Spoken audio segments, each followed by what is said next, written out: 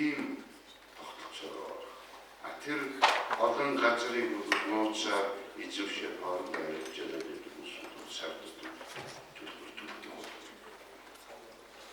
ийм зүйлүүдийг ярилцах нь зүйтэй. Тийм учраас ер нь бол цогцоор нь авч зүйтэй гэж тийм нэг зүйлүүд дөрөв. Би энэ тамгын засгийн бол утас шүмшигдэр юм үлдээч гэдэг харилцаатай тийм учраас ерөнхийдөө бол нэг хансны тийм нэг боловч жижиг дүрнүүд чөлөөлөе гэдэг асуудал. Тэгээд төр засаг маань өөрөө төр засаг гэж ирэхдээ би бол засгийн газар гэдэг энэ нэг юм жижигмэр. Энэ улсын хол.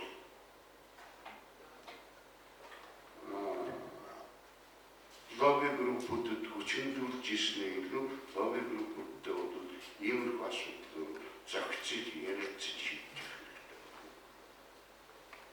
Одит эдийн засаг маань ингэж манай улс тэмний хүрдэгээр бол цааш нь өгч гэсэн. Тэгээд энэ бол нэг асуудал бас нөөцийн асуудал бол өрөөгөө болох байсан. Жижиг дүрмүүдийг бол барьж байгаа асуудал нөөц байна. Зүгээр ойлгомжтой бараа тус бүрдээ экспорт импортын ашиглах. Тэгээ манайх нөөцийн ер нь бол онцлог бий болсон нөхцөл байдал орон нутгийн төсвийг хэмжих нөөцийн систем бий гэж гарч ирсэн шүү дээ. Гэтэл манай орон нутгад бол нэг хэсэг эрх мэдрийн өгсөн боловч дараа нь ганцхан насны төсөв илэрхийлж гараад ирсэн. Ерөөсөө бодлогыг авч явж байгаа газрууд нь бодлого бий болгож байгаа улсын хууль нь юу хийж байгаа ойлгохгүй юм байна. Тийм учраас мэрэгчлийн улсууд нь дээр бас нэг зохицсон хооронд ярилцаж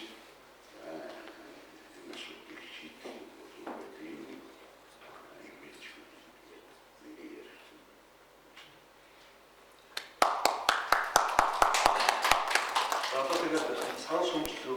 сан сүмжлээс өмнө нэг мэдээллийн дараагийн чанартай тийм ээ. Бид нар дараагийн ээлжинд яах юм гэхээр 4 сарын эхний 10 багтаагаад бид ер нь жил болгон Монгол улсын макро эдийн засгийн үзүүлэлтүүдийг төсвөрөөр нь авч энд хэвчүүл гэж ярьдаг л да. Тэгэхээр 4 сарын эхний 10-нд бид нар яах юм гэхээр Монгол улсын төлбөрийн баланс, гадаад худалдааны байдал, эдийн засгийн гадаад орчны асуудлыг яг Монгол банк, сангийн яам, гайдын газар статистикийн орсон байдлаар ингэж хэлэлцээ. Тэгээ үзүүлэлтүүдээ хийхээс гадна нэг асуудлыг ингэж тоош ярьдаг. Тэрийг болохоор гадаадын хөрөнгө оруулалтын хуулийн эргэн тойрны асуудал. Тэгээд энэ давхар дотор ингэж хэлэлцээ орлогын авах доторын өсгөн нэмэгдүүлэх татварын тогтолцооны асуудлаар ярилцъя гэдэг явж байгаа. Тэгэхээр энэ тав бас оролцоо гэдэг. Тэгээд ер нь бол бид ингээд юуны өмнө ингээд олон удаа хэлцүүлэх гэсэн нэг тийм онцлог гэдэг ингээд цаг дуусаад их харж байгаа хүмүүс нь гараараа ирсэн байдаг байхгүй. Тийм учраас би тэрнээс өмнө амжиж мэдээлэл өгч хэрэгтэй тийм ээ. Тэгээд өнөөдөр тавьсан гол хүмүүстэй нэм осцор дараа, Ганбаатар дараа манай Сүрдэн гой сүлийн энэ хөтөлбөрт хүмүүс тав үдмэс баяр хүргэсэн зүйл таахаа тийм ээ. Тийм хүмүүс болж хоцлаад байна гэж байна. Тэгээд одоо ингээд сан сүмжлээ явж байгаа. Ама өөртөө нэрийг танилцуулаад тийм үү? Нэр газраа танилцуулаад тэгээд бодмоо. Шилтний ямар батар барсгүй гэдэг ба. Өнөөдрийн ярьж байгаа асуудлууд туган нэг чухал зүйлтэй. Гэхдээ сүхэртэн байсан үгийг 100% дэмжиж. Өнөөдөр бол биш бид нар татваргүй орчинтой газар шүү дээ. Яг цагаат гадаад. Ганцхан жинхэнэ баялагийг гадагшлуулж байгаа улсуудаас татвар авч чаддгүй сонин баг энэ байхгүй. Тэгсэн мөртлөө бид нар гоё үг ерөөсөө ярихгүй. Гоё үг, сайхан үг хэлхээ байцгаа. Зүгээр эдийн засгийн аргаар нь тийм гэж. Тэг бодоод тэгэхээр зөвл юм ярьцгаа. Татварын дарамт гэдэг үг биш дээ. Төлж байгаа татвар ердөөсөө биш байна. Энэ бол татварын системийг өөрийнх нь хандаж байгаа хандлага л багхгүй. X тайлан авахын тулд биш дээ. Хэдэн удаа уцтдаггүй. тэгэл өгсөнгөө ингээд ийм сонир юм байдаг. Тийм бол одоо туран хамгийн анхны юм дээр бол арай гол юм чинь уг нь хэлчихлээ шүү дээ. Юу гэсэн бэ гэхээр ердөөсөө бид нар эдийн засгийн татвар бүрдүүлж байгаа энэ концепцэд өөрчлөлт. Концепц нь яг юу юм бэ гэдэг дээр л байна. А тухайлбал биш үү? Одоо би тухайлбал энэ хүний ингээд хөнгөлөөлөө, чиглүүлээ. Ёрки партийг үзээрэй л шүү дээ. Улмал ингээд шалхаагаар новшроод байх байхгүй. А гэтэл яг цагаат удаад ирэхээр татварын ингээд өгөөл одоо юм ингээд гаргуулаад ингээд дахин түнж явхаагаад ингээд ихтэй ингээд байх байхгүй. Тийм бол тэр жижиг дундуудыг татвараас чиглүүлээ гэдэг үг бол энэ лооцсон бол та нар хэрэггүй. Та нар татвар төлөхгүй чинь төлөөс юу ч нэхэхгүй гэсэн үг. Нэгэн та нар юу ч нэхэхгүй чинь та нар бидний уртаас юугаа донгодоод байгаа нь гэж асуултыг л тавьж байгаа зүйл. Тийм бол тэрхээр хэрэг дан үнэхээр энэ жижиг дундуудыг дэмжиж гэж байгаа юм бол та нар боддог нэг л юм байна. Татвараас нөөдийн татварын тайлангаас нь чөлөөлчлөө. Окей. А гэтэл импортод дийлэнх одоо үйлдвэрлэлд эрхлэхийн тулд хүсэн ч үсгүй импортоор юм оруулж байна. Тэр импортын гайлын бол нөөдийн татварын асуудал яах? Импортыг чөлөөлөхгүй гэж заасан байгаа шүү. Тэгээд тэрхүү тэр хүн хэрэгжилж байгаа тог, хэрэгжилж байгаа дулаан тэр бол нэг одоо явсан бензинийн нөөдийг яаж чөлөөлүүлэх юм бэ? Энийг бол ерөөсөө ингээд тийм учраас шүү дээ асуудлаа айгүй зөв харах хэрэгтэй. Нөөдийн дарамт тэгжил их хөгжил саад учруулад байгаа юм бол нэг л байх болгож байна. Тэгээд тэр худалдааны татвар гэдэг юм а тэр 3% тогтолцоо 5% тогтооно тогтоол гэж байна. За өнөөдөр нөөдийн би олон юм ярих. Нөөдийн татварын тухай ярив. Нөөдийн татвар гэдэг бол өнөөдөр гайлын байцаагч нарыг тэжээж байгаа ганцхан арга шүү. Тийм бол тэрхээр үл авилах хэл агуул гэдэг юм цэцэгдүүлж байгаа татвар бол ердөөсөө нөөдийн татвар. Татварын байцаагчийг бол тодорхой хэмжээгээр бас нөөдийн татварын ингээд зохицуулдаг учраас энэ нөхдүүд татвар юу авч байгаа ш, авилга авч байгаа. Тийм бол тэрхээр зүгээр окей. Нөөдийн татвар байхгүй чи 5% татвар одоо ингээд хэлсэн харуул энэ хар гэдэг чинь өөрхий дулаахан газар байж байгаа өглөө уц хэрэггүй нөхдүүдийг хэлээд байгаа шүү дээ. Тэгээд бид нар чинь бол тэгэхээр энэ тийг яах юм хүн чинь ингээд нэг юм нөмөрчөө суугаад байдаг. Юу ч хийх ишигаар гэдэг нэг жоох ийдсэн ч идтүүч угаасаа мохотхгүй чи бүгдээ ногоо олтон болцооцсон. Тэм бол тэгэхээр тийм л хөгжлийг санал тавиад байгаа. Тэм бол тэгэхээр татвараас чөлөөлөхгүй байх асуудлаа бодооч. Зүгээр харин тэр хялбаршуулна гэдэг үст гайхалтай санаа. Тэр л хамгийн зөв. Хялбаршуул энгийн тайлантай. Татварын байцаагч нар өөрөө сэтгэлтэй байна. Тэшийг гадагшаа гараад явж байгаа нөхдүүдээс юу ч авч чаддгүй мөртлөө энэ нэг нийгмийн асар их бухимдал, асар их хэмээг ингээд зөөлдүүлээд байгаа нэг хөдөлмөр эрхлэх гэдэг хулгай хийхгүй хөдөлмөр эрхлэх гэдэг байгаа хүнийг болоод ирэхээр дарамтлахаа сайн чадна. Тийм бол тэр төрийн институт тэрнээсээ л татгалз.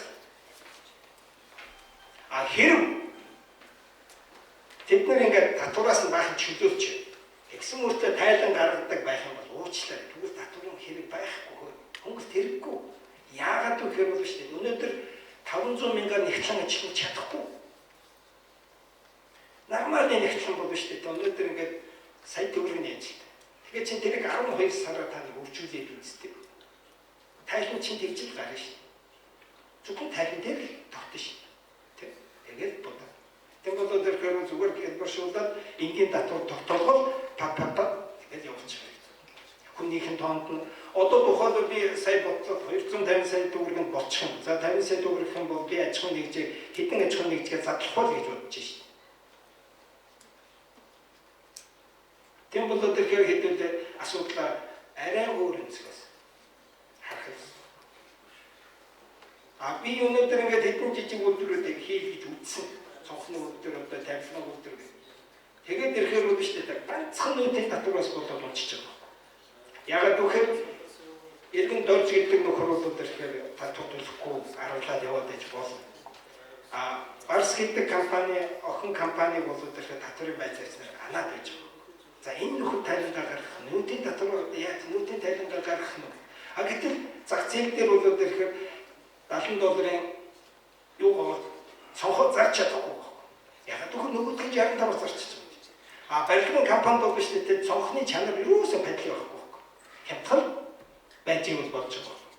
Тэгээд миний хэдэн өдөр гэл зүгээр цалингаа тавьж чадах юм чинь татвар өгч. Тийм бол одоо хэрэг биш дээ хэдүүлээ айгүй бодтоор л харах хэрэгтэй байна. Сайхан үг ярихгүй, гоё үг ярихгүй ганцхан зөвхөн юм гэдэг. Зөв гэдэг чинь өөрөө эдийн засгийн хувьд өгөөж өгөх хэрэгтэй. Нэгэнт ард түмнийг л гайгүй болгоё гэж байгаа юм бол татварын байцаагч асуудал төр өнөөдөр өөрийгөө жоохон цэвэрлэх хэрэгтэй. За ингээд ямар ч байсан баялаг гадагшлуулж байгаа нөхдүүдээс л татвараа авчвал за ингээд баярлалаа.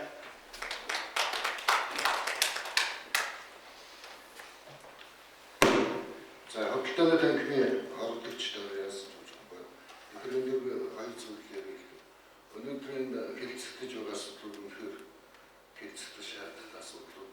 Тэгэхээр энэ дээр бол танхимын байсурууд өнөөдөр хувийн хвшил бол дотоодын нийт өртөөлтгөө татварын бүрдүүлэлт, ажлын байр гэдэг үдгийг Монголд авч явж байгаа салбар.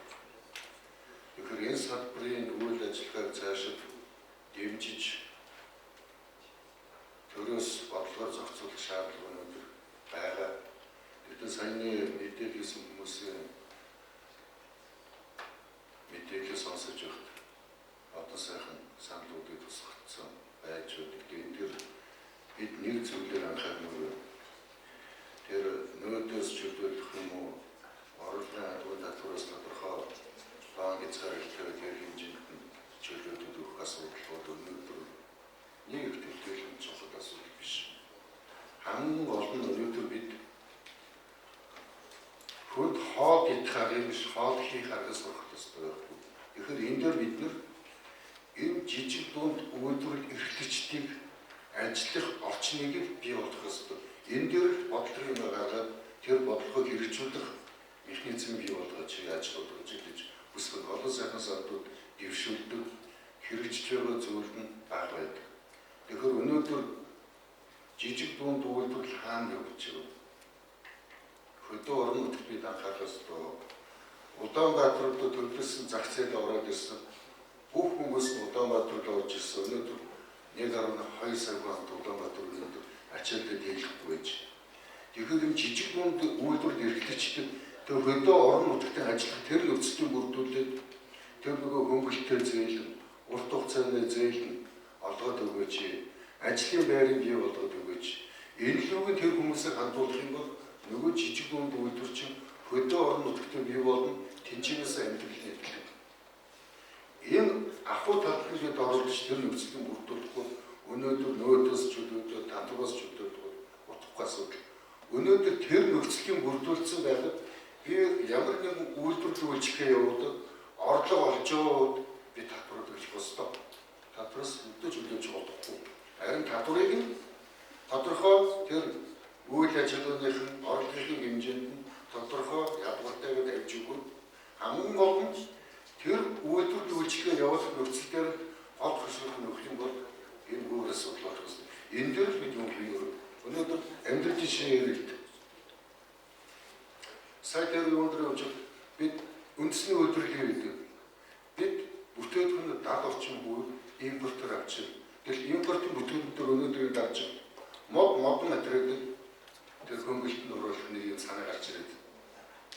Гэтэл бид өнөөдөр энэ хүнсний гол нэрийн бүтээгдэхүүний гаднаас авсан мөртлөө нөгөө байгаль экологийн цэвэр байгалийн гаралтай бүтээгдэхүүнийг гаднаас оруулж ирж байгаа тэр аж ахуйн нэгжид бас нөхцөл өгөж. Ийм байдлаар бид эрүүл хүнс, эрүүл бүтээгдэхүүнээ дотоодоо татахгүй болохгүй байна. Нөгөө талаас бид 3-4 жил ярьж өнгөрсөн жилийн хэрэгжиж гэсэн хагас уус. Хүнсний бүтээгдэхүүн дээр дотоод үйлдвэрлэж байгаа бүтээгдэхүүн импортын ядвартай татвар тавиач гэдэг. Явж өнгөрсөн жил хүнсний 4-5 нэр дээр 15% ядвартай тавьж өгсөн. Энэ ядвартай бодлогоор бид бас үндэсний жижиг дунд үйлдвэрлэлд бид дэмжихгүй бол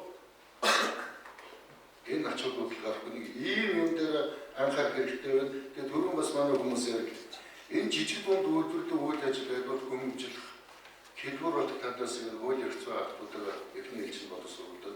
Тэгэхээр дард эдийн засаг хийгээд байгаа газар лиценз ердөө хоёр зүйл чинь байж ш. Энэ дээр харин тэр юм явуулдаг.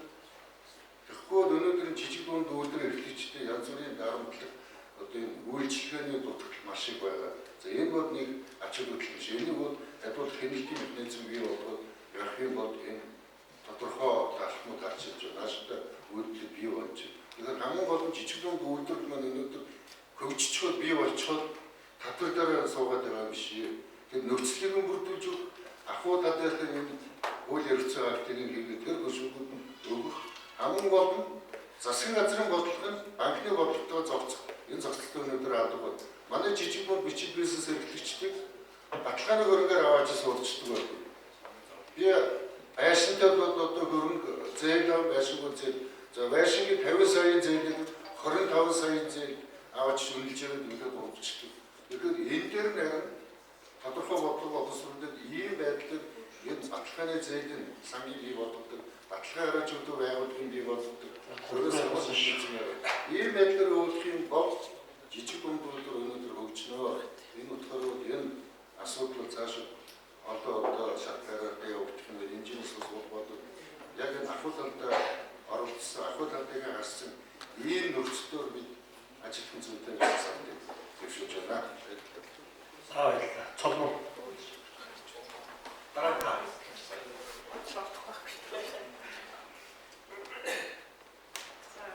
Сансрын тооцоолох компани захирал цолмоо бас хэлэх боломж гарах байхгүй шүү дээ. Амжиж гарч ирлээ. За өнөөдрийн одоо энэ зарчууч даргын ярьсан, тэг бусад бүх дарганы ярьсан яриуд үнээр одоо цаг үе болсон нэг чухал үнээр хэрэгжих өнгөр сайхан зүйл ярьж байгаа. Гэхдээ энийг бол хэрэгжээсэй бодож байна. Тэгээд одоо би өөрийнхөө зүгээс хэлж байна. Саяхан одоо хүмүүсийн хэлсэн одоо санаанд ороогүй ганцхан хоёрын санааг хэлэх юм аа. За гамбат даргын тайлбар юу дээр одоо их зүйн шалгалт хийгээд хуулийн жагсаалтыг гарсан. Энэ хуулийн жагсаалтын дээр аудитын хуулийг оруулж өгөх зүгээр. Аудит бол өнөөдөр аюул сан. Яг ихтэй удаа олж байгаа аудитыг одоо босгохын тулд аудитын хуулийг анх удаа гаргасан юм шиг байна. Гэтэл одоо аудит нь өөрөө бигчээр томроо их олон хөрөнгөтэй компани бий болсон. Тэгэхээр одоо энэ хуулийн өөрчлөлтөө одоо яг бусад одоо бизнестэй адилхан хуулийн өөрчлөлт бол одоо яаж X тайлбар гаргахад аудитээр ордог. Ямар ч үйл ажиллагаа хийгээгүй компани аудитороор ямар шаардлага байна. Тэрийг өгөхгүй бол одоо татвар юу санхүү баланс авахгүй. Тэгэхээр аудитын тайлбар бол зүгээр. Татварын хувьд болохоор зэрэг одоо яг татварын хууль их баг одоо туслахгүйд олон биш те. Татвар бол ямар ах ёстой гэхээр зэрэг шудрах одоо бүтээл зүйл ажиллагаа дэмжсэн байгаа л өстөр би боддог. Тэр өнөөдөр маань татвар дээр юус яригдахгүй нэгээр зэрэг шинэ бүтээл, оновчтой санаа, онцгой бүтээл гаргахыг ямар одоо арга замаар одоо урамшуулах вэ гэдэг нь юус яригдахгүй байгаа. Одоо шилбэл одоо ингээд энэ жижиг дунд үйлдвэрийн дарга яриагаар бол ингээд одоо улс 30 тэрбум төгрөг бол хэдэн төгрөг төгөөл өршнөө олон бизнес бий болоо гэж ярьж байна. Зургатаас би олон ийм сурвалжийг харсан л та. За одоо 2 сая төгрөгийн зээл авсан, 10 сая төгрөгийн зээл авсан ингээд сайхан юм болж ингээд. За тэгээ яг би зургатаар харсан дамжил дээр хараагүй. Хараад тэр хүмүүсийн хийж байгаа юмыг харахаар одоо зүгээр л нөгөө нэг гэрийнхаа модлыг яг л хийдгээрээ л хийгээ явж байгаа. Гэтэл тэр гэрээ мод чи яг одоо захтай заадаг шиг тийм биш. Ягаад тэр бүр гоё болгоод бүр гоё зураг гаргаад өшөө сайхан одоо ингээд хүмүүс харсан өөр ирэхгүй те хөөх ямар гоё гэрээ би ямар ч зүйл хамаагүй авах юмсан гэдэг сэтгэл хөдлөл үйлдвэрлэх тийм үйл ажиллагааг дэмжихгүй зүгээр л одоо тоон үзүүлэлтээр за тэдэн компани хийсэн тэшнээ бүтээгдэхүүн үйлдвэрлэсэн тэдэн дээр хийсэн тэшнээ борлуулалт хийсэн. Гэтэл үнэн чанартай одоо 2 саяар борлуулалт гэрээгээ бид ягаад 10 сая төгрөг борлуулалт болно тийм сайн чанарын бүтээгдэхүүн болох болохгүй гэж.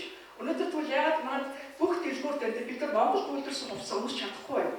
Гэх мэтлээ ингээд одоо дараагийн юун дээр энэ зээлийнхаа бодлого хийхдээ одоо илүү одоо шинэ бүтээл гаргасан, импортыг оруулсан ч гэдэг юм уу өшөө чанар өндөр түвшин гаргасан одоо бүтээгдэхүүнийг тухайн төрөлчөд эргээд давхраас хөнгөлж эсвэл тэр шинэ бүтээлийг бий болгоход гарсан зардлыг улс буцаан олгодог иймэрхүү систем байх бол энэ жинхэнэ бүтээл зүйл ажиллагааг дэмжсэн давхрын систем бол агуус өдөрт нь хавтаад ингээд яхад бол сайн ч мууч хүн нь сайн нэхийг хичээхгүй шүү. Яг цагийн орно, хүчийн орно, сайн нэршилтэй хүчин шаардлага. Тийм учраас бид нар хамгийн чухал одоо өнөөдөр Монголын зах зээл жижигхэн гэдэг сонир биш байх тийм жижигхэн байж болно. Гэхдээ бид нар жижигхэн уусч байсан гэсэн уникал гэдэг хаанч байдгүй аюул гой бүтээл хийдэг, гоё юм ярьдаг, хүмүүс их сонирхдаг ийм л уус байх бол өнөөдөр Монгол 2 сая хүнтэй байх сонир биш аахгүй тийм.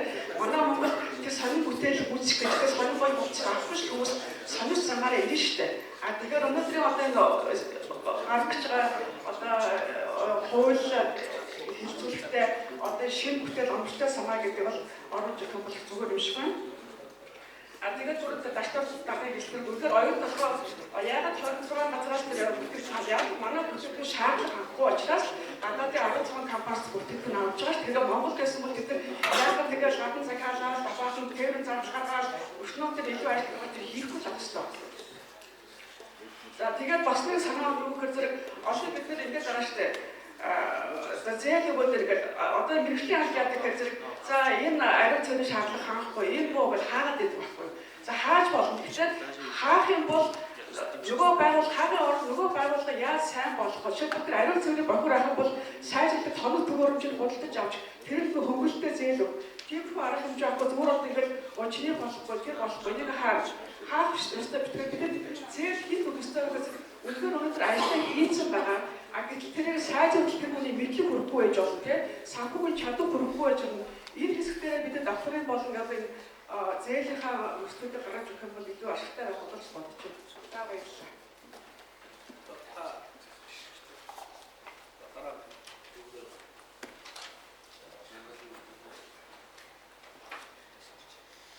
За сайн бацгаана. Энэ жижиг дунд үйлдвэрлэлийг дэмжих улсын зөвлөмж хойш энэ засгийн газрын 51-р тогтоол гараад энэс хойш эрчимтэй олон арга хэмжээнүүд авч байгаа. Тэрний нэг хүрээ энэ жижиг дунд үйлдвэрлэлийн зээлийн бодлого татварын асуудал тэр дундаа хамгийн нэгдүгээр бид нар хамгийн их эмзэг тусдаг асуудал бол татвар гэдэг. Энийг би татвар ярихын тулд би өөр IT нэгдсэн холбооны гүйцэтгэх захиалж авчмаа гэж юм байна. Энд өнөөдөр бас татвархан байж, нийгмийн татвархан байж. Би нэг хамгийн сүүлийн үеийн нэг нацтай мэдээч гэмээр нэг билээ та бүгд энийг ойлгох хаа гэж бодож байна. Нэгдүгээр 103 дахь тогтоол гараад төрийн бас байгууллагууд тендерийн үнэлгээний хороонд орох давуу эрх авдгийг хэмжилсэн. За тэгээд орох албан ёсныгоо бичиг баримтыг бүрдүүлж өгнө. Төрийн болоод хувийн хвшлийг өгч байгаа.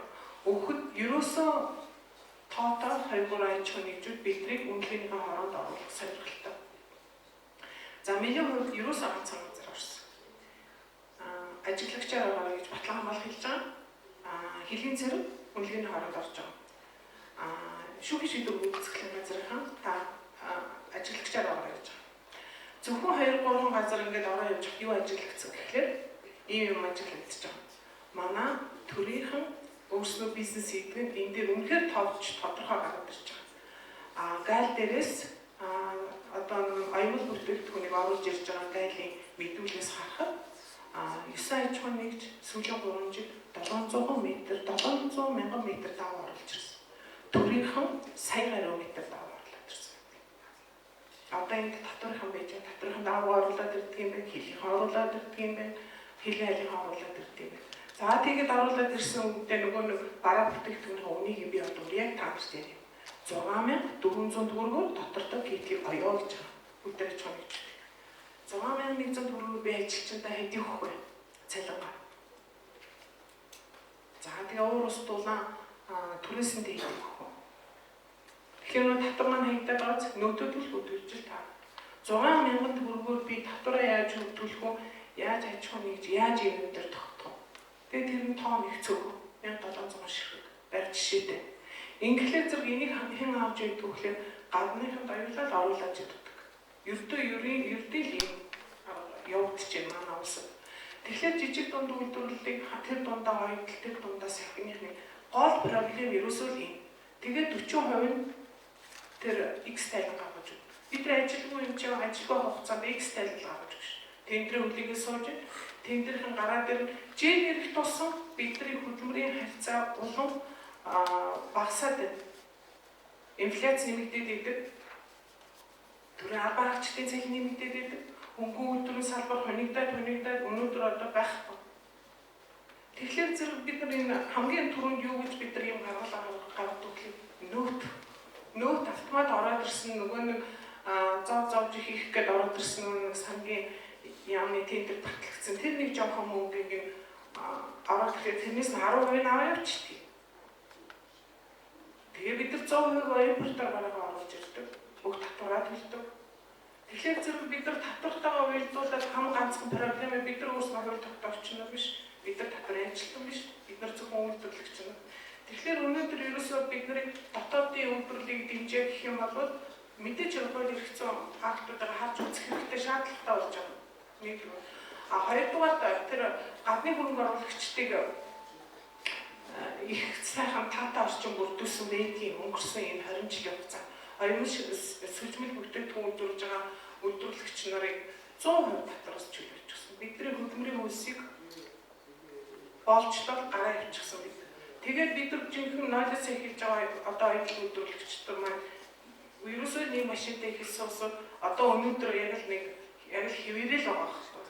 Тэгсэн хэрнээ бидний нэг сайхан чөлөөтэй болсон юм маань нийгэмд юу гэхээр зэрэг эрх чөлөө байсан. Яагаад гэхээр үзэж хандах юм энэ тентхийн олон улсын үзэсгэлэнгээс үр тавьж байгаа бид нар техник технологи сүүлийн 2-3 жил оруулаад ирчихсэн бид. Энийг дэмжиж байгаа юм байхгүй. Дээр нь эх орноос сурталчилж байгаа олон арга хэмжээ үүдэг. Энийг татвараар сурталчилж байгаа одоо бид нарыг дэмжиж байгаа арга хэмжээ байдгүй. Тэгэхээр зэрэг боловсон хүчний асуудлыг бид нар дараа нь бүр үнэхээр ярихгүй бол болохгүй. Би сүүлийн 3 жил юура захиралтай зууралдаад явж байгаа энийг Ганбаатар захирал бас сайн мэдчихэж байгаа. 63 охин төгсдгийг 63-ыг авах гээд ханаас нь гүүгээд гэрчлэгээ өгөөд мөнгө авлаад 63 л ирээгүй. Ирээгүй. Бид нар ерөнхий боловсролын сургуулийн гэрчлэгээ авах байсан юм. Түүнээс би ойлголт ирэхгүй. Ерөнхий төгсөж байгаа одоо шалгуур нь юу гэхээр зэрэг тэр мэсүүдийн авж байгаа эсэлтийн гол юм гэхээр зэрэг нийтэд гол аялалгаар төсгөөд идэг. Тэгээс сар болгон тэр хүүхдүүдэд 45,000 төгрөг төлөөд идэг. Яг хэрэг дээр боловсон хүч маань нэгдүүл ирэхгүй боловсон хүч байхгүй болсон. Аялал үйлдвэрлэдэг улсууд нэгдүүл байх болчихсон. Тэгэхээр ямар нэгэн татварын урамшуул юм уу энэ жижиг дунд үйлдвэрлэл байхаас гадна худалдааны байгууллагаас бидрэг ангид тооцож өгөөч, ялгуурлаач, уугуус салгаж ялгаач, тендер багт худалдааны байгууллагууд бидний юмыг аваа явчих. Ерөөсөө яг тийм биш. Тэгэхээр зөв ерөөсөө нэг төр бизнес худалдаж байна гэдэг юм чинь өнөөдөр би 103 дор тогтоолын үндсэндээ ойлгож авсан. Харлаа. Үнэхээр бодиттой юм төр давуу нийлүүлдэг юм байна. За баярлалаа. За баярлалаа. Энэ хоёрын хөвшин жижиг бүлгүүр ажиллагчдын салбарын хөтөлбөр төвлөрж байна. Тэгэхээр энд бол ярмаар юм болсон байгаа. Гэхдээ ерөөс хоёрхан санааг хийж бодож байна. Нэг зүгээр жижиг бүлгүүрийг яг лоодсон болж 20 жил явсан. Сүүлийн 4 жилд бол бас нааштай цаашдаа алхам аваа хийж хэлж байна. Энэ бол үндэсний үйлдвэрлэгчдийн олсон юм байна. Өнөөдөр бид уулуурхайн компаниудыг үндэсний үйлдвэрлэгч чинь энэ бол худлаа үндэсний баялаг сорон мөржиж устгаж байгаа улсууд нар бол үндэсний үйлдвэрлэгч биш. Үндэсний үйлдвэрлэгч гэж чиний гэж өнөөдөр Монгол хүний хоолоор худсаар хангаж байгаа эрүүл ажилд амьдрах орчныг хөгжүүлж байгаа тэр үйлдвэрлэгчдийг үндэсний үйлдвэрлэгчдүүд хүлээн зөвшөөрөх ёстой гэж. Энэ малчд орн өрхийн үйлдвэрлэгчд орн жижигхэн үйлдвэр одоо компани оршоо нөхөр нэртэй юм орхох. Оршоо нөхөрч нь бол одоо оршоо нөхөр байхаа болоод захирлын оршоо нөхөр болсон байна шүү дээ. Ийм л байдаг. Тийм учраас энэ сэдвийг би өөрөөр томьёолмоор жижиг дунд үйлдвэрлэлийг татварын бодлогоор биш төрийн бодлогоор дэмжиж гэдэг юм ийм. Татварын бодлого дээр дотоод байж байгаа жижиг юм байна. Төрийн зохицуулалт хэрэгтэй байна. Зах зээлийн зохицуулалт хийж хэрэгтэй байна. Үйлдвэрлэсэн бүтээгдэхүүний борлуулдаг тэр сэдвийг гаргаж өгөх хэрэгтэй байна. Иймэрхүү юмыг хэлмээр байна. За хоёрдугаар санаа бол бид одоо сүүлийн үед бол ярих нь лаваа хичээн улсын хурлын сонгуулийн дээр орж байгаа бас учир холбоотой байх. Одоо ярихаа хийх хэрэгжүүл. Тэнд ерөнхийдч нэг юм яриад, энд ерөнхий сайд нэг юм яриад, тэнд улсын их хурлын гишүүд нэг юм яриад явах болёо.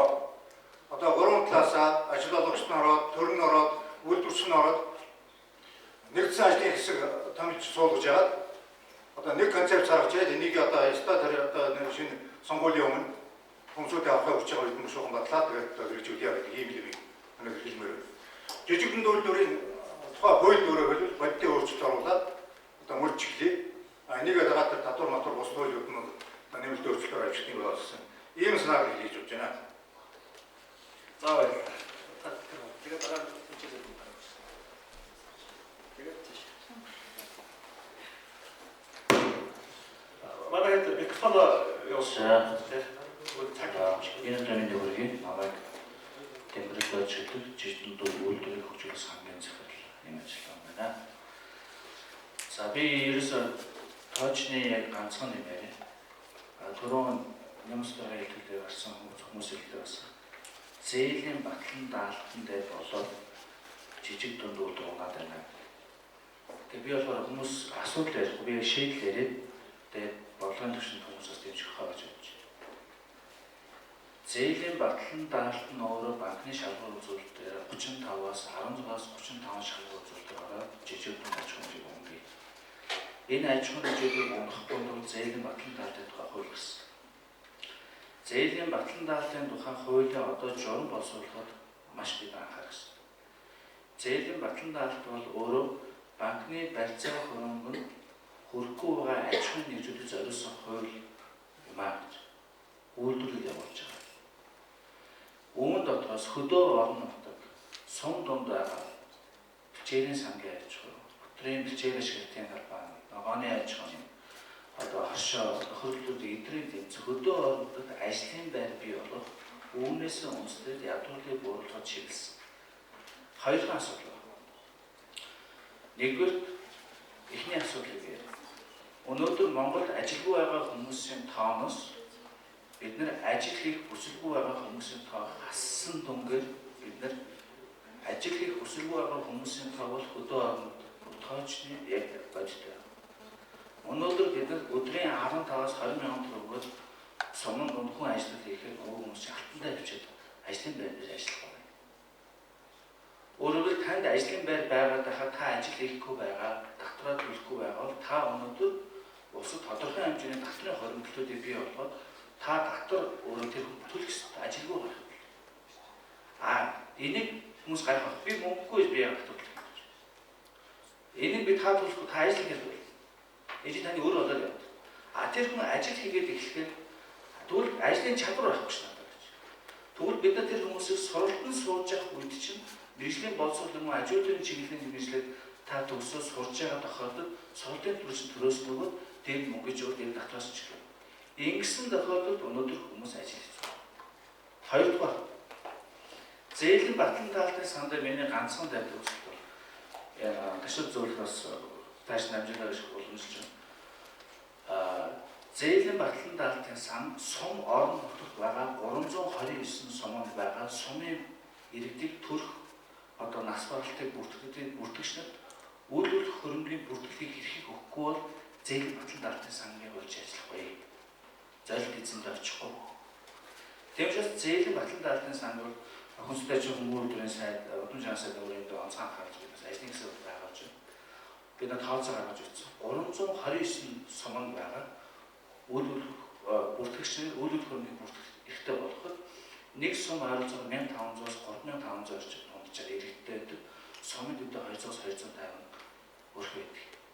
Энэ нэг өргөд ойролцоогоор бид нар хашаа байшинг оролцуулаад нэг хүний өмчид 10 сая гэдэг үнэлэхэд тэр суманд ойролцоогоор 2.5 тэрбум төгрөгийн өгсөн байгаа хөрөнгө маань одоо ихээр банкны болон банк санхүүгийн зах зээлийн эрхлэлтэнд орох хэрэгтэй болж байгаа. Ингэсэн тохиолдолд тэр хүмүүс зээлийн батлан даалтын сандаа хамрагдаад 10 сая төгрөгийн барьцаа өргөө тавиад 30 сая төгрөгийн зээлийн банкнаас хэрэгтэй болж байгаа. Нийт 329 сум бай 330 гэж зарим төвийн авал 330 гэж тооцоход ойролцоогоор манай улсад 1 тэрлион орчим төгрөгийн хөрөнгө яг хүмүл байдалтай байна. Энэ зээлийн батлан даалтын сангийн хууль журам нөр болсон. 1 тэрлион орчим буюу 1 их 80 төгрөгийн хөрөнгө зээлийн эргэлтэнд ороод ингээд ихээр ажлын байр нэмэгдэж явна. Тийм учраас миний санал бол зээлийн хөтлөлт алтан сан дээр сум тунд байгаа бүртгэгчдийг үйл хөдлөлтөнд бүртгэх хэрэгтэй болгож хүмүүсийг өмчтэй болох. Өмчтэй болсон хүн чинь өөрөө бизнес хийх, хөтлөх, босод анхаардаг. Тэгээ нийгэм анхаарах. Махны өнөөс одоо гол шалтгаан тийм шүү. Хүмүүс бид 21 төгсөж байна. Оюутны хөтөлбөрөөр 78 төгсөж байна. Тэгээ малчч махаас хавьчих. Тэгээд уус мөнгөнд дээр сургалтын 500 мянга усаас өгч байгаа. Тэгэхээр тэр малч махаас аж яах юм. Тэгээ малаа тоглоод 1000 малчин цолоо аваад явсан хамаагүй хэлж байгаа. Энэ системүүдээр бид давхар анхаарах болохгүй маань анхаарах. Энд яг бас нэг асуулт байгаа даа. Үйл хөдлөлийн бүртгэгдэлтэй тэгээд зээлийн баталгаа гэхэд 2 жилийн өмнө манай чинь нөгөө баг сахын хэмэл гэдэг жахад нэг Японы нэг мундаг эдийн засгийн надад хэлсэн байхгүй. Танаа Монголын хамгийн хэцүү юм нь танаад банкны калчер байхгүй. Тийм үү? Манай орнуудад дор хаяж 200 жил зарим 1000 жилийн банкны зээлийн харилцааны калчер байдаг те. Танаад тэр калчер баггүйгаас болж солон талхаж шүү. Одоо та бүхэн санаж байгаа бол цоны хөлбөр нэг банк учраас одоо ч хөдөлт юм байгаа шүү дээ. Нөгөө хөдөө малчдчин нөгөө малаа хөдөө аж ахуйн банкнд баталгаанд өгөөд зээл авцсан. Мал нь одоо тэгээ яг жигэндээ болохоор өөрөөр нь өмч биш үндсэндээ зээлийн баталгаанд хөдөө аж ахуйн банкны өмч болчихсон тийм. Тэгээ би одоо үндсэндээ хөдөө аж ахуйн банкны малыг хариуцлах болчихлоо гэдэг ирээд тийм. Тэгэхээр энэ одоо юу гэдэг тогтолцоогоор бид нар хашаа башинтай байсан хүмүүсүүд бүгдөө хашаа башингаа банкуд турааргаад тийм. Нэг өмчхүүд гадаадууд гэсэн хүмүүс болохгүй гэдэг тийм сэрэг тал байж болох юм нэг тийм асуудал. Хоёрдугаарт нь өнөөдөр холбогдуулаад бид нар дандаа нэг тийм мөнгөтэй баян хүмүүсүүд ч юм уу барууны тэр нөгөө сэтгэхүйгээр хийгээд байгаа байхгүй. Бид наад зах нь бид нарт нөгөө ковидээс сайн зээл аваад олон жил юм шиг те. Балын орнууд чинь зээлийн тэр одоо надын зарчмж гэдэг шүү дээ. Зээл авж байгаа талтайгаа эрсдэл болон ашиглалгаа тэнцүү хэмжээгээр эрсдэл хамт үлдээдэг зээл болгож байгаа тал. Яхаар тэгвэл бид нар балын орнууд гэж болж байгаа юм шиг тэр өнөөдөр энэ цөөхөн монголчууд тийм ээ. Би энэ зээл өгөхдөө ингээд хамаг гүнж хөтлөлт алт юм уу гараг бандаж төгөөтэй үлдэх хүмүүс тийм бас яхан орон тийм эрсдэл хамт үүдэх механизм руу орж болдгоо юм бэ тийм үү. Тэгээд дээрээс нь түрүүн хэлжсэн тийм энэ жижиг дунд үйлдвэрүүдээс ер нь баталгаа авах тэр болиулын яасан юм тийм. Тэр хийх байгаа төсөл арга хэмжээ хөрөнгөөр өөрөөр нь баталгаа болгоод тийм үү. Тэгээд явдаг банкны тогтоос байдаг шүү дээ тийм. Тэгэхгүй тэр нь тусдаа явж идэг төслийн тийм. Тэр нь тусдаа явж идэг. Тэгээд банкнд очих заавал нэг тийм юунаас баталгаа нэхэд ашингийн жаав тэрийн жаав гэдэг нь явж идэг. Ийм сэтгэхгүй ийм тогтоох салмаар болж байгаа байхгүй. Тийм. За энэ юм нэг зүйл яа. Ашиг бүтээгдэхүүн төстэй бодож ачаар байсан байна. Энэ ашигын салбарт ойлгож ажиллаж. Тэгэхээр энэ хугацаанд энэ үйлдвэр хэрэгжиж байгаа хүний хувьд харахад яг манайд бол Монгол улсад хөнгөн үйлдвэрийн салбар, төссөн оюутлын салбар дээр одоо мөнгөний хэлбэр ирцээ гэж одоо хэлж байна. За тэгээд тэр тусмаа ашигын салбар одоо тав гарч байгаа. Одоо бид ашигын салбарт өөрсдөө одоо 42 сая малтай тэдний тооны одоо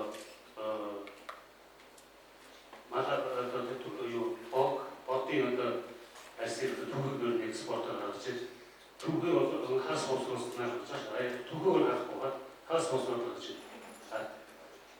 Тэгээд одоо нэг 200 орчим аж ахуйн нэрж одоо үйл ажиллагаа явуулж байгаа нэг судалгаагаар нэг бүтээгдэхүүн үйлдвэрлэж байна. Тэрнийхээ 90% импортоор авч байгаа. Одоо хятадас. Тэгэхээр энэ дэр юу шиг хэлэхэд үнэхээр одоо дотоодын төлхөө дээр дотоодоо одоо бүтээгдэхүүн үйлдвэрлэж байгаа аж ахуйн нэржүүдийг бодлогоор одоо татвараарч байдаг юм юугаар гэдэг тийм ээ дэмжмээр байна. Одоо тэр нөөцөөсөн чөлөөт юм уу яг тийм байна. Тэгэхгүй өнөөдөр бид түүхийдийн одоо нийлүүлэх шиг орн болсон. Зөвхөн түүхийгээр хас босоод гардаг хамгийн муухай юм Монгол хийгээд хас босоод бид хөлбөж байгаа шүү дээ. Тэгээ одоо хаташаа гарч идэг. Тэрийг гүйц боловсруулаад одоо савих тийм тоон савих юм уу өсдөг одоо наадам хийхгүйгээр бүгдийг тэрийг гадаас буцаад хөтлөж байгаа байхгүй бид. маш өндөр үнэтэй. Хэрэв бид дотооддоо хийвэл шүү дээ. Бид нэг дахин хямдаар хийх боломж байна. Тэрийг гаднаас нэг дахин юм уу хоёр дахин үнэтэй аваад хийх байгаа. Тэгээд энэ бол яг үндсэндээ яг ашигын салбар үнэхээр төрийн бодлого ямар ч бодлого байх. Яг одоо бид хичнээн сайхан үйлдвэрүүдтэй та бүгд хийж байгаа. Яг бодлогын үйлдвэр, сахины үйлдвэр бид тухайн үед Швейцар, Франц, би өөрөө Францад очиж одоо 250,000 хувцсыг одоо асуудал гаргаад явж тэнд найдвар трейдинг энэ хүмүүстэй юм даа. Тэрийг нь очиж арчиж зөрж ирсэн юм баггүй. Францын одоо бид авангабайд хүмүүстэй хэлжсэн. Жилд 250,000 шиг хөвгөц. Одоо бид нар яаж нэг ч бүтээгдэхүүн экспорт хийхгүй. Гаргаж байгаа бол Оросын холбооны улс дандаа нөгөө ганцгаар хүн хийж байгаа шүү дээ. Сархун бэйли за тодорхой нэг зөөл оны бүтээгдэхүүнийг одоо нөгөө хаа гаргаж үздэг. Тэгж байна. Яг албаасаа гаргаж байгаа нэг ч үлдэх баг. За хөвгөө гайгүй юм байна одоо дахны хийх үйлдвэр бид хийж байгаа гэсэн байна. Босдоо байна. Тэгэхээр одоо юу нэг хөнгөн үйлдвэрийн салбарын ялангуяа манай IT салбарын усч байна. Энийг ерөөсөө бид нар одоо үнэхээр одоо тэр татварыг бүр болиулаад төрийн одоо бодлогоор одоо зээлийн хөнгөлтэй зээлийн холбоос жилийн 6% бүгд нь олгоод тэдэд тэр хоёрын цэгүүд байж байгаа байгаа хэдэн үйлдвэрлэлийг сэргээр хөгжүүлэх байна. Тэрнээс биш бид нар шинээр үйлдвэр зээл өгөөж хийж байгаа шүү. Ерөөсөө байж байгаа одоо 10 жил 20 орчим жил үйл ажиллагаа явуулсан энэ жижиг үйлдвэрүүд хөгждөггүй тэгээд яг нэг л юм байж байгаа. Тэгээд тэр татварын тэр 10 саяын нөөцийг биш та босын өндөрсөйд тэр зөвөө. Одоо хэрэв бид нар 200 сая төгрөгийн тийм одоо борлуулалтаа очоод тэр борлуулалтын холбооны ил тод болж. Одоо өнөөдөр үүштэй яг одоо дансаар шилжиж байгаа мөнгнүүд л одоо татвар одоо нөөц авч байгаа болохоос биш. Одоо дэлгүүр хошоогоор ингээд зарж байгаа юм шиг ямар ч тийм юу байхгүй ба шүү дээ. Бүтгэлгүй. Тэгээд тэд чи яаж гэхээр их тайлбараад идэх байхгүй. Тэр 250 сая бол ямар ч нэг өөрийн үйлдвэр за би жилийн бүтээгдэхүүн хийцээ. Одоо 100 сая төгрөгийн бүтээгдэхүүн хийсэхэд одоо ил тод болоод эхэлж байгаа байхгүй. Тэгэхээр тэр заагийг бол яг нь зөв. Тэгээд түрүүчийн хүмүүсийн ясан саналуудын үйлдэл хийж байна гэдэг бол ялангуяа одоо энэ дөнгөж хөгжиж байгаа үйлдвэрүүдийг үнэхээр дэмжих хэрэгтэй. Одоо тэр гадаадын тэр уурхай компаниудын том компаниудаас харин өндөр татвар авах. За баяр.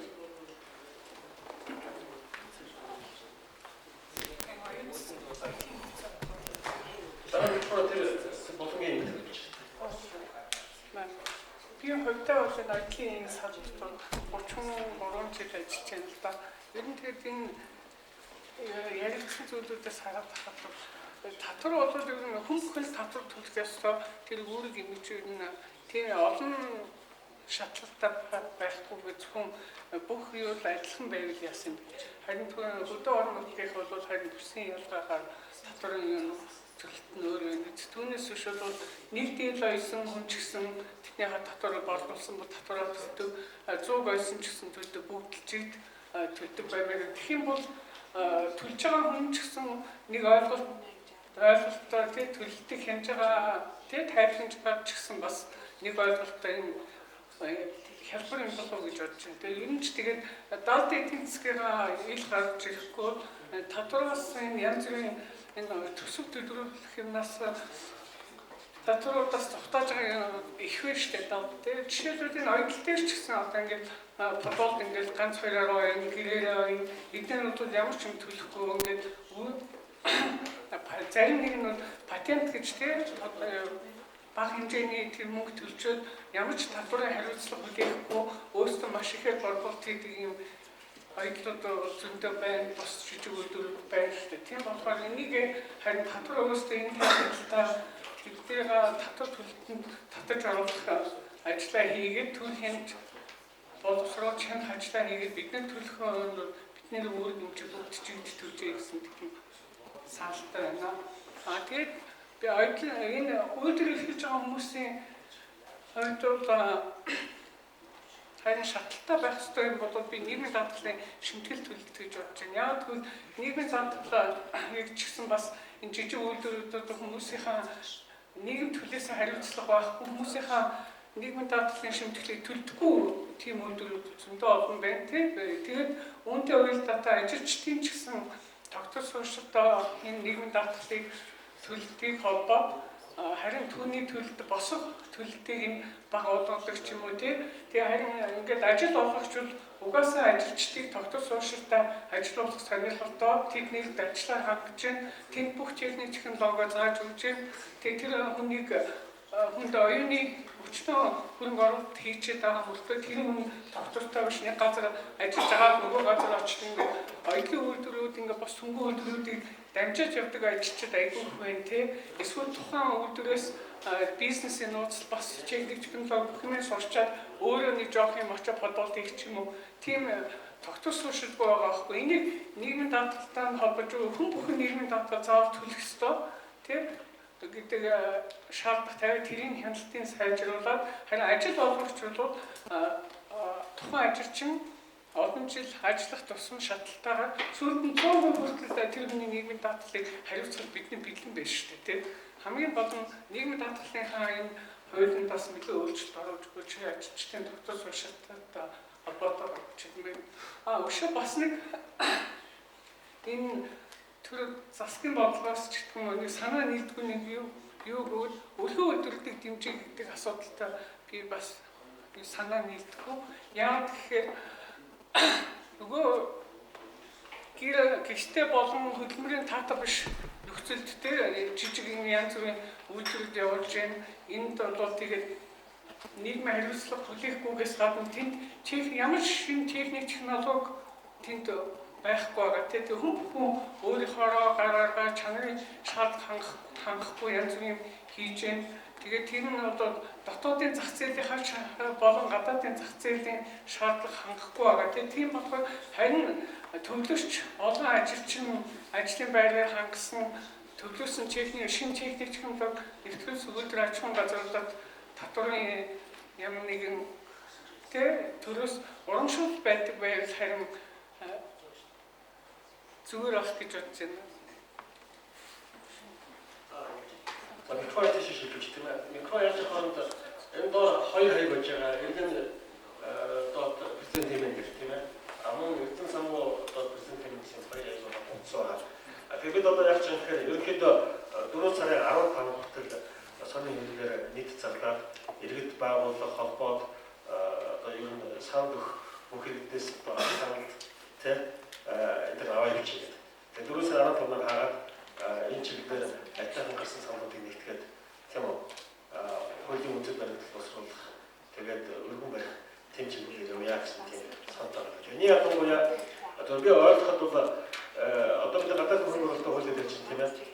Гэтэл яг үндсэндээ жижиг дунд үйлдвэрүүд нийт одоо аж ахуйн байгууллагын 90% бүрдүүлж байгаа мөртлөө бараг 100% манай үндэсний үйлдвэрлэлийг хэмжүүлдэг.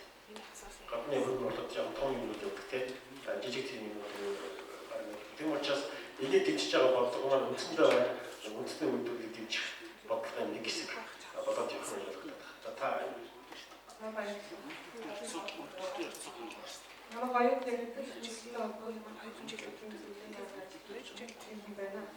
би ихээс хандаа ихээс өмнө түрээ анхны асуу байсан чинь гал бодлох гэж хүмүүсийг болсон. Түрүүн зэрэг дээр хичээлээр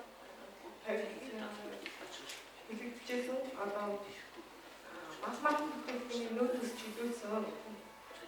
Энэ дээр махад бүтээгдэхүүн хийдэг үйлдвэрлэлд авахгүй. Жишээлбэл яамтай болмай тавтай энэ үйлдвэрлэлд аж ахуйн хэмжээд энэ хоёр хамаатай уу?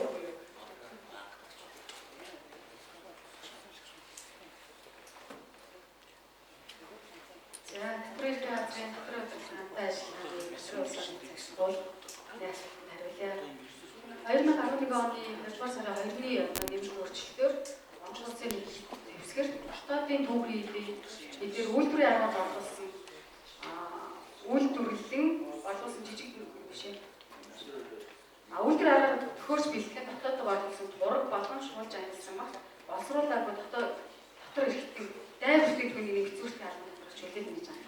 Энэ яасан бэ гэхээр одоо манайхан чинь охины борлуулалт гэж чинь дандаа ченжээр дамжиж явж байгаа тийм үү? Одоо манай гол жишээ чинь Бинжи мангын зах дээр бүтээнээс ирж байгаа юм уу? Бусад борлуулагч нар ахаа авч өгөө ченжийн үнээр зохицуулалтад байнг гэж үзэж байгаа учраас энэтэй нэг тэмцэх хэлбэрээ болгоно. Мах бэлтгэж байгаа үйлдвэрүүдийг хэмжийе.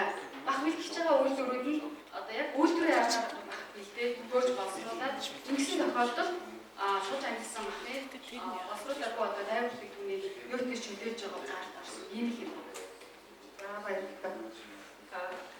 Одоо яг энэ дээр ямар асуудал гараад байгаа вэ гэхээр мах хүчийг хүн үйлдвэрлэдэг. Тэд хүн үйлдвэрлэж мах яа тийм одоо бусад одоо тэр махаар хүүгийн боловсруулалт хийх аж ахуйн нэгжүүд энэ хуульд хамрагддаг маа. Гэтэл яг энэ үйлдвэрийн аргаар ядарсан мах одоо ингэ төгөөрсөн мах зооны манай дотоодын зах зээлийн 10%-ийг эзэлдэг. 10% бид нэр үйлдвэрлэлийн аргаар боловсруулж. 90% хүмүүс өөрсдөө яддаг юм гэрээ байгаад ингээд. Тэгээ энэ хууль зөвхөн энэ 10% хэрэгжиж байгаа хууль байна. Дотоодын үйлдвэрлэлээр яг энэ салбарт үйлдвэрлэл явуулж байгаа аж ахуйн нэгж үүрч ийм хууль.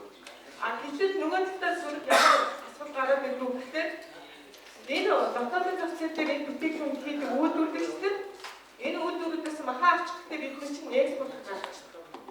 Дотоодын зах зээл дээр баг олж бүтээгдэхүүн байна. Гэтэл тэр 90%-аар бүтээгдэхүүн хийж байгаа тэр аж ахуйн нэгжүүд хүчин шоогоо дээрээс махаа авдаг гэхэд тэр аж ахуйн нэгжид нөгөө бүгдээр нөөц төлөгч. Эргүүлээд түүхийн эдийн нөөцөөс хасгаар багтах яагаад гэхээр дундын суудлаа тэр ченжүүд бүгдээр патент авсан. Тэр заа тэр патентыг бид нэр тайлан дээр өсгөх ингээд тавьчаад гэтэл тэр хүн өнөөдөр хэдэн сая төгрөг бараа нэмсэн. Дундын суудлаар 10%-ийг аж ахуйн нэгж төлөх ёстой. Тэр хүнээс аваад төлөх ёстой. Гэтэл тэр хүн өнөөдөр 100 төгрөг, 50 төгрөг, 200 төгрөг нэмээд зарцсан дээр 10% ашиглах байдаг. Тэр дундын суудлаар тэр 10% өгөхгүй. Тэрийг нөгөө нэг юуны иргэний оолгой дотроо тэмдэлээр бичээд өгөх ёстой. Тэр газар дээр ерөөс хэрэгждэггүй. Энэ дээр одоо эргэж харах боломж байна уугүй юу одоо. Дотоодын зах зээл дээр ресторан юу бүгд шүү дээ. Бүгдээр яг ийм мах идэггүй одоо хувь одоо компани аж ахуйн ресторан бол байна. Тэгэхээр энэ хуулиуд ерөөс амьдрал дээр хэрэгждэггүй нэг юм хууль. Энийг эргэж харуулж эсвэл ингэж яаж зүрийн түүхийн эдийн нөөцөөс чөлөөлж байгаа бол яг бүтээгдэхүүний нөөцөөс чөлөөлж байна. Одоо энэ нөөц гэдэг асуудлыг бол би эсвэл бид нар татвараа төлөөд зөрүү нөөц хасагдах нөөцөө ороод зөрүү татвараа төлөж болохгүй шүү дээ. Гэтэл яг бидний хүний өмнөөс татвар төлөх болоод байна. Тэр хүн патентаа 60000 төгрөгөөр авчихсан авсан махцаа 10% бид аж ахуйн нэгжүүдэд энэ дарж болж ирж байгаа. Энэ бол ганцхан махан дээр биш маш олон газрууд энэ зах зээл 100 айлын дээр зарж байгаа барилгын материал хооч хүч санхар баас наран тул бүгд шүү дээ. Бүгд бид нар тэндээс авдаггүй ямар ч аж ахуйн нэг түүхий ямар нэг бүтээгдэхүүн авдаггүй аж ахуйн гэж байхгүй гэж. Тэндээс гадаа өгөөч гэдэг надад хуурамч. Энэ хуурамч гэдэг чинь ингээд татварын авснууд энэ хуурамч гэж заасан. Тэгээд бодтоор ингээд аваад хэдэ одоо ингээд падаа өгөөч падаа гаргахгүй. Одоо амьдралд энэ ерөөсөө хэрэгжихгүй байна. Энэ дээр харж эсвэл одоо татварыг бүгдээр нэгж хэмжээг багасгаад дараа татвар одоо өнөөдөр 10% төлжсэн улсууд 3-2% болоод нийтээр нэг авчих. Тэгэхээ бол эргүүлээд хасагдах нөөцөд ороод хасагдуулаад нөөдөр зөрүүгээ шнараа төлөд явах хамгийн шударга болдог. За дээрээс нь энэ бас нэг юм байна. Марчтай гэж байна. Одоо өнөөдөр бид нар махны гараад байна. Энэ яагаад ингэж гарч ирэх гэсэн түрүүний тайлбар яг үнэ. Зүгээр нөгөө одоо марчд чинь ерөөсөө үйлдвэрлэгчнэрээс илүү боломжтой болсон шүү дээ. Мадын хөлийн татвар өгдөггүй үшээд ноолол гэдэг бизнес чинь зөвлөө мөнгө өгöd. Тэгээд одоо үйлдвэр мадаа өгөх юм бол одоо 500 төгрөг гэдэг одоо ингэж бас санд ороод явж байгаа. Тэгвэл одоо тэр манхан үнэхээр байгаа бол яагаад манхны үнэ өсөж байгаа? Би бол энэ манхны тал бол яг үнэ итгэхгүй. Өнөөдөр малчд малын үеийн татвар төлдөг байхад мандаа нуудаг байсан бол одоо өнөөдөр малын барьцаад зээж өгөх болсон учраас ахтуу нэр нийлээд мянга малчин болоо тэгээ манай бүтээл нийлүүлж байгаа банк барьцаад өгөө. Тэгээ тэр тоогоо тоо аваад идэг бол мэдгүй нэг айтай мянга мал ихэнх үдээс тоогож байгаа. Би бол тийм байгаа би боддог. Өөрөө ч ингэ өдөө орохоор яваад мал бэлдээд ингээд явж байгаа хүмүүсээр асууж байхад бол нэг айдаас ч нэг суур баг авч чадахгүй мянган малчин айд гэж хэлж байна. Тэгэхээр энэ малын тоо өмнө үү. Бодтой гайхалтай малын үеийн татварыг арга болохгүйгээр баг хэмжээгээр авах та. Тэр чинь нөгөө талаас статистикийн тоо ажлыг арай бодтой гарах тийм үндэс болох үндэстэй байх гэж бодож байна. Дээрээс нь зээлийн бодлого. Өнөөдөр бид нэр харьцангуй жижиг том хүмүүсрүүд одоо ингээд хөгжөө гихнээс 20 жил болоод одоо аваад хэлээд явж байна. Жижиг хоёрыг эрх аж ахуйн жижиг том хүмүүсрүүд одоо ингээд харьцангуй томроод ингээд юм хийгээд ирсэн. Одоо уул уурхай компаниуд хүсний бүтээгдэхүүн хаанаас авч байна? Импортоор авч байна. Манай үндэсний үйлдвэрлэлүүд тэрийг хангаж дийлж. Гэтэл тэр үйлдвэрүүдийн эрүүл ахуйн шаардлага янз бүрийн нөхцлүүд үнэхээр хэцүү. Тэр гадны импортын тэр уурхай компаниуд яагаад тэндээс авахаас аргагүй. Тэгвэл тэр үйлдвэр ямар хөрөнгө оруулалт хийж тэр үйлдвэрлэлийг сайжруулах хэрэгтэй. Тэр хасаа бид хэрэгжүүлэх хэрэгтэй шүү. Тэд мөнгө хэрэгтэй. Зээлийн зохистой болох хэрэгтэй. Жижиг үйлдвэрүүд ч одоо томроод хэтэрхий бас өрхийн аж ахуй тэц хүнсний үйлдвэрүүд өрхийн аж ахуйг хөгжүүлэхгүй шүү. Хүнсэнд аюултай. Хүнсний аюулгүй байдал гэж ярьж байгаа юм бол шаардлага үйлдвэрүүд хөгжүүлэх хэрэгтэй шүү.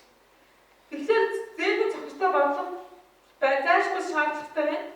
Дээрээс нь өнөөдөр хөрөнгө оруулалт хийгээд тэц хүнсний үйлдвэр хөрөнгө оруулалт хийгээд бас бага хөрөнгө оруулалт шаардлагатай. Маш хөрөнгө оруулалт шаардлагатай. Тэр хөрөнгө оруулалтыг дотоодын зах зээл дээрээс жижиг зах зээл дээрээс бид нэр эргүүлээд нөхөн гэхэд бол бас хэцүү. Эхнээсээ чадaltaй байгаад экспорт хийхдээ болно ш. Автоматжуулаад экспорт хийгээд яваад Монголын бүтээгдэхүүн түүхийн бүтээгдэхүүн болоод өртөг шингээгээд экспорт гаргана. Өнөөдөр махыг экспорт гаргая гэж яриад байгаа боловч малчин нэрүүдээс махны үйлдвэрээс шаардлага хангахгүй учраас гарах ямар ч боломж байна. Бид нар маш их хөрөнгө оруулалт хэрэгтэй. Тэгээд компаниуд аж ахуйн нэгжүүд зориг гаргаад маш их хөрөнгө оруулалт зээл авчаад тэр өндөр бүтэц зээлээс яаж яж. Дээрээс нь тэр хөрөнгө оруулалтыг чинь эргүүлээд төлөхийн тулд үйл ажиллагаа тогтвортой зах зээл дээр унтгүй удаан хугацаанд явах хэрэгтэй. Тэрийг экспортын бодлого зохицуулах. Тийм л ер нь төрөөс бодлогын зохицуулалт байхгүйгээс ингэж ийм байдалтай байгаад тэрнээс тал ингэ жижиг шийдэх юм бол ерөөсөө энэ бол нэг нөгөөдгөө хаасна тийм л бодлого бодоод байна. Дээрээс нь одоо нийгмийн даатгал манай хүнсний үйлдвэрүүд бас нэг өндөрлөлтөй асуудал. Төрийн аврагын ажилчдын цалин нэмэлт үйлдвэрүүд одоо ингээд бүтээгдэхүүн нэмэхээ зураг. Талхны үн нэмэгдлээ гэж гамбатаад ингээд буух хэрэгтэй гэж. Тэр үйлдвэрүүд чинь ажилч байгаа. Хямны үн нэмэгдлээ гэж одоо ингээд тоогоо нэмээд тэр. Тэд нар чинь махны үн ийм өндөр үнэтэй болчиход тэд нар нэмэхээс яах юм. Тэгэхээр ийм яг бодит үйлдвэр дээр мэдхгүй яж ингээ олон байдлаар ингээ жижиг том үйлдвэрүүдийг дарамтлагтай одоо болиж хийж. Тэр анхнаасаа тэр бодлого тогтцоод буруу.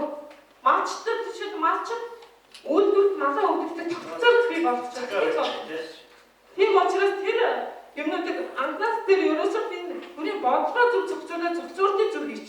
Янз бүр хууль дүр гарч болж хэрэгжүүлж болж хэрэгжүүлэх гэдэг яг хэрэгжих гэхээр хэрэгжих юу гэх одоо заав зурчлан байдаггүй. Одоо мэргэжлийн хяналтын газраас үйлдвэрүүд яасан бүтээгдэхүүний шинжилгээг нь аваад төлбөрийг буцаад төлдөг болно гэж 2 жилийн өмнө гарсан санагдчих. Тэр нэг удаач хэрэгжээгүй ш. Маш төлбөрийн лабораторийн шинжилгээний үнэ аюул өндөр үнэтэй гэж ярьдаг. Тэгэхээр яагаад энэ хэрэгжихгүй байна гэхээр яаж зааварчлан гаргаа одоо юу гэх юм. Тэр юмнууд гараагүй гэж. Хууль баталж байгаа тэр яаж хэрэгжүүлэх зааварчлага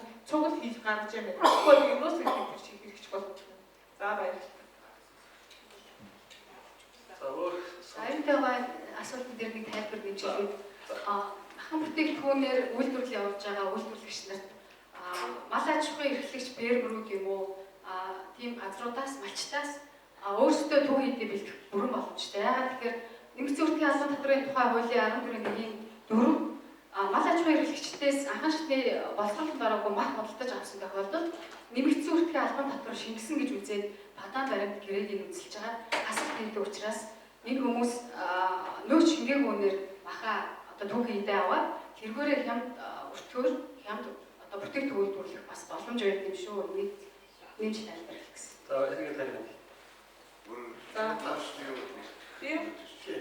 Би бүстэй одоо мах бүтээгдэхүүн зүйлээ. Саяхан би энэ дээр бас нэг тайлбар тавьсан. Юу гэхээр одоо энэ махаар хүчит шонгор дээрээс маха авдаа гэж байна.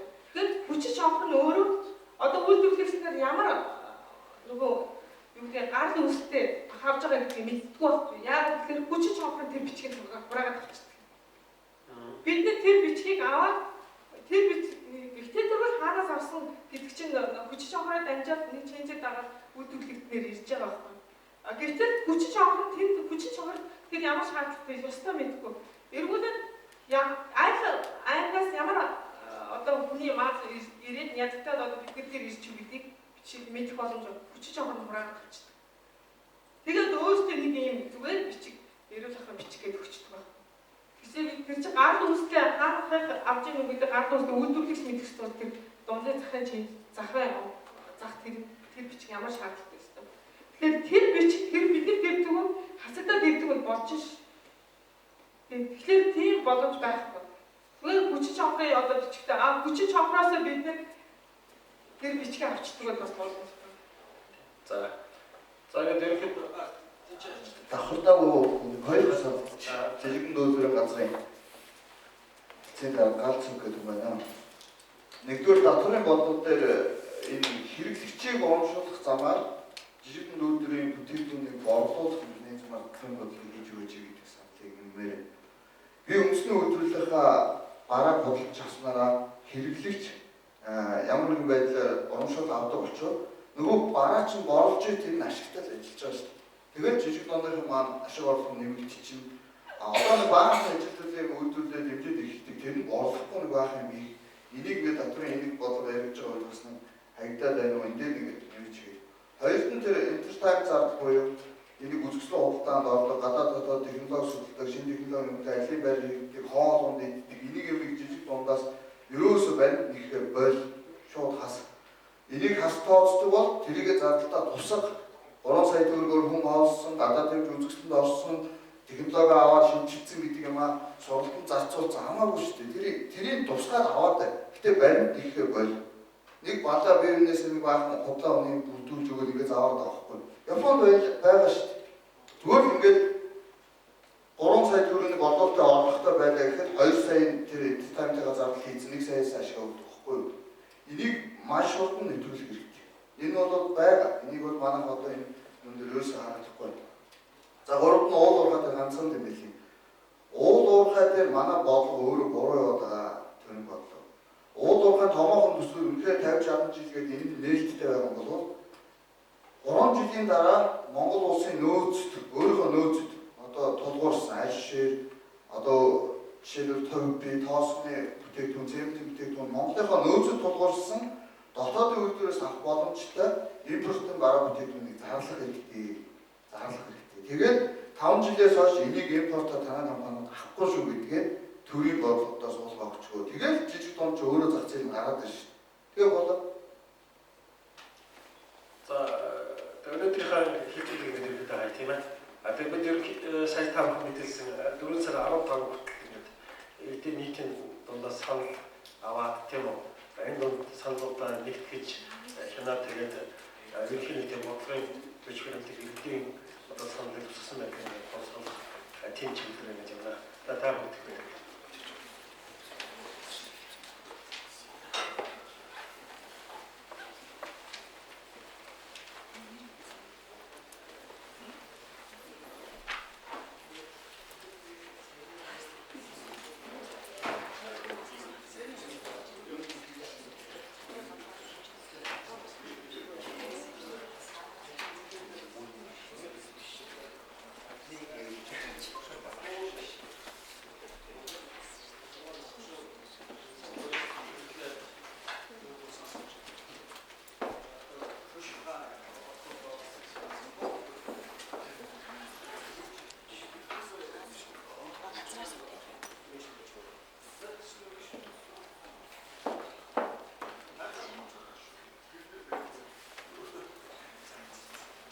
надаа баачихсан.